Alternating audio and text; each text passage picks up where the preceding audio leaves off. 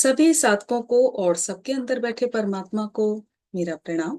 मैं आराधना अरोड़ा अपने channel Aradhana Arora the unique प्राणा में आपका स्वागत करती हूँ।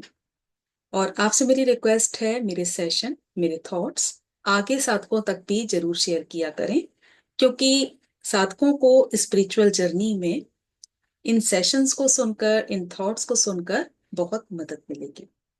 तो आइए सेशन को बहुत अच्छे से सुने, ध्यान से सुने। मैं शुरुआत करती हूँ। एक साधक को अपने दिन को आध्यात्मिकता के आधार पर पूरी तरह से व्यवस्थित करना ही चाहिए।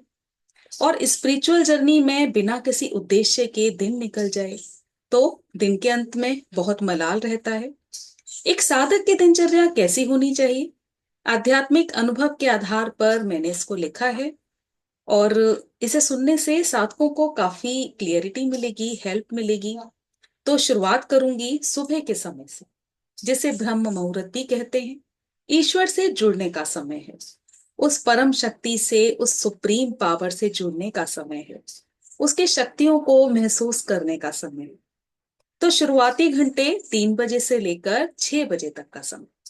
तो कोशिश करें इस बीच में आप उठ जाएं, और उठते ही सबसे पहले शुक्राने के भाव से भर जाएं, यानी थैंक यू के भाव से भर जाएं। ग्रेटिट्यूड करें परम पिता परमेश्वर को, जिन्होंने आपको फिर से एक नया जीवन दिया। उनको प्रणाम करें, अपने गुरु का शुक्राना करें, उनको आभार व्यक्त करें। और 11 बार गुरु मंत्र जपें। गुरु मंत्र नहीं है तो आप गायत्री मंत्र जपें, ओम नमः शिवाय का जाप कर सकते हैं। उसके बाद अपने बिस्तर को आप त्याग दें, क्योंकि नींद से बाहर आना है। तो सबसे पहले तो पानी पिए, मौसम के हिसाब से। गर्मी है तो नॉर्मल पानी पिए, और अगर ठंड का मौसम है तो पानी गुनगुना करके पिए। इससे शरीर को डिटॉक्स करने में मदद मिलती है, साथ ही आप नींद से भी बाहर आओगे। इसके बाद आप हल्का व्यायाम कर लें। ऐसा करने से आपके शरीर में ऊर्जा का संचार होगा, आप एक्टिव फील करेंगे। फिर आप एकाग्र होकर एक पीसफुल जगह, जो जहां आप ध्यान कर सकते हैं, पूजा कर सकते हैं, प्रार्थना कर सकते हैं, मंत्र कर सकते हैं, आप बैठ जाएं और ध्यान करने बैठ जाएं। जैसा मैंने कहा, आप मंत्र भी जप सकते हैं। तो अपने अकॉर्डिंग आपको जो ठीक लगे, जिसके साथ आप कनेक्ट हो, आप बैठें। और ध्यान करने में अगर 20 साल की उम्र है तो आप 20 मिनट बैठ सकते हैं। 40 साल उम्र है तो आप 40 मिनट बैठ सकते हैं। हाँ, इससे ज्यादा भी आप ध्यान कर सकते हैं।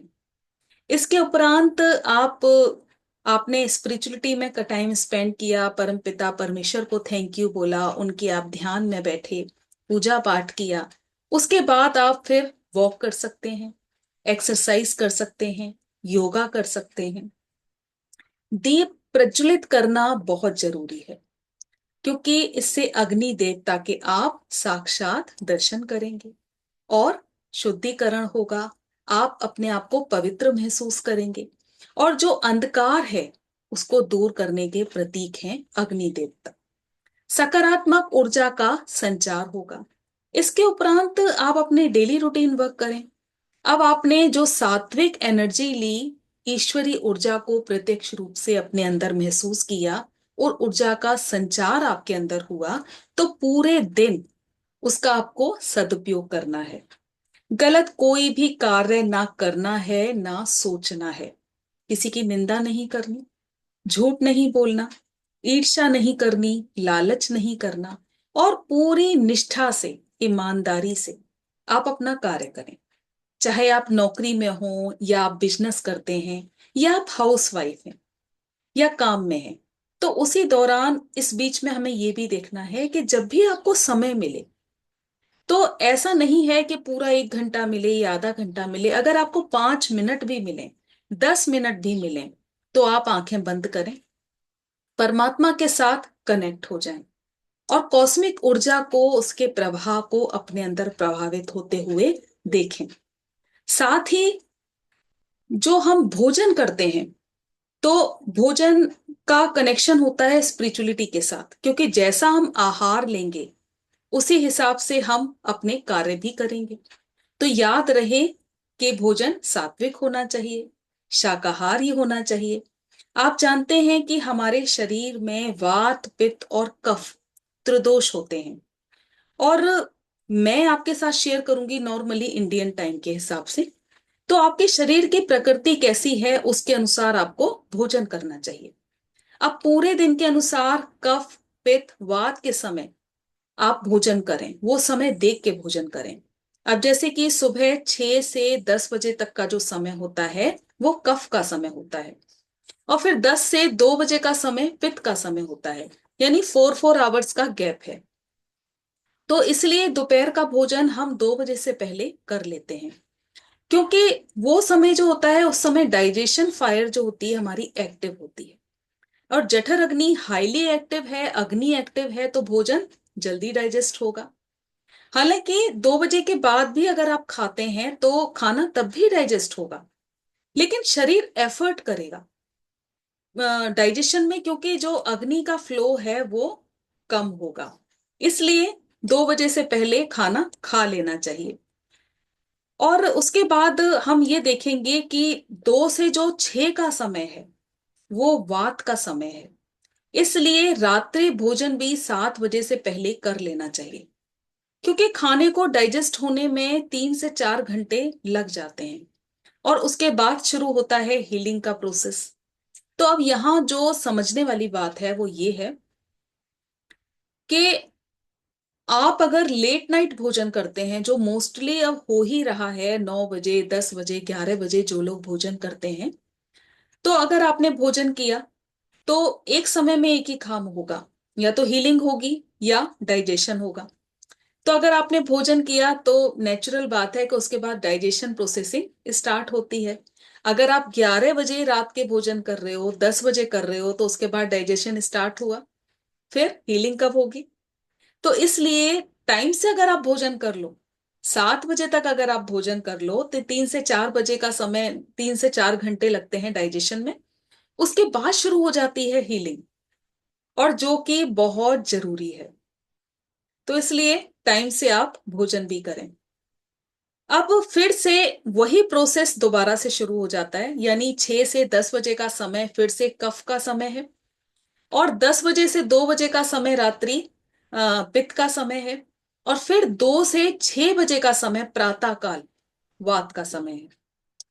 और उसी समय हम परम सत्ता से जुड़ते हैं, परमात्मा से जुड़ते हैं, ध्यान करते हैं, मंत्र जप करते हैं, भक्ति करते हैं, साधना करते हैं, क्योंकि वायु एक्टिव होती है।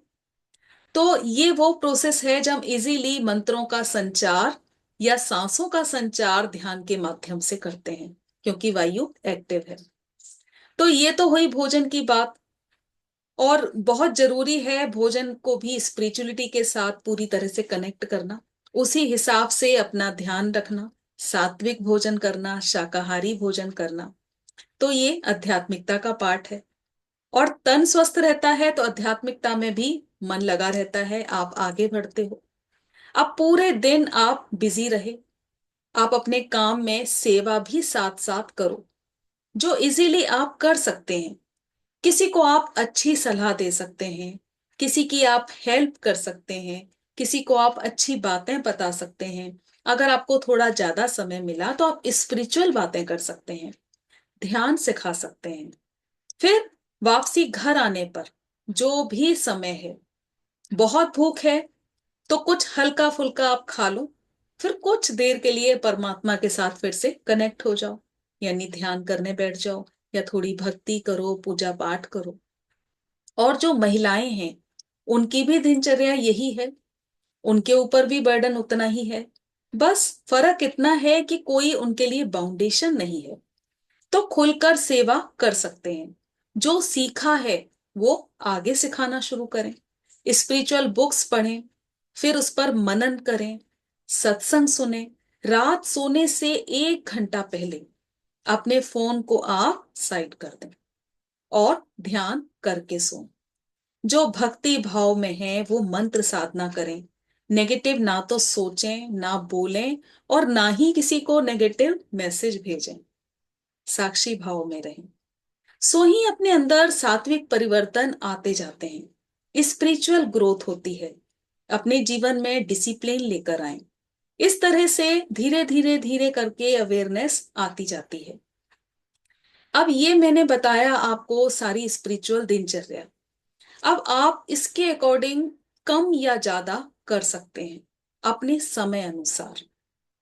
तो मुझे पूरी उम्मीद है आपने बहुत अच्छे से सुना होगा और अपने जीवन में आप परिवर्तन लेकर आएंगे। तो आज के लिए बस इतना ही। बहुत बहुत धन्यवाद सभी का।